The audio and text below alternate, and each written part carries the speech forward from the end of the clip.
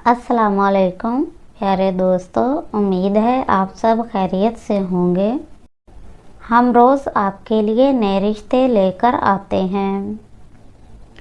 आज हम जो रिश्ता लेकर आए हैं वो फीमेल का है, जो कि चकवाल से बिलोंग करती है। इसकी उम्र जो है वो 28 साल है। इसकी कास्ट जो है वो मलिक है। इसकी हाइट जो है वो 5 फीट 6 इंच है। इसकी एजुकेशन जो है वो MSc है। ये गवर्नमेंट टीचर की जॉब करती है।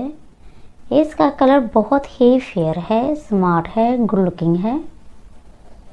इसका मटीरियल स्टेटस जो है वो सिंगल है। ये एक भाई और 4 बहनें हैं। इसका वाला जो है वो बिजनेसमैन है। इसकी वालदा जो है वो घरेलू खातून है। इनकी जो रिक्वायरमेंट है, लड़के की उम्र 28 से 37 साल तक हो जाए, कास्ट कोई भी हो जाए, लड़का वेल एजुकेटेड हो, गुड लुकिंग हो, डिसेंट फैमिली से हो, लड़का अच्छी जॉब करता हो या अच्छा बिजनेस करता हो। दोस्तों, उम्मीद है आपको हमारी वीडियो पसंद आई होगी।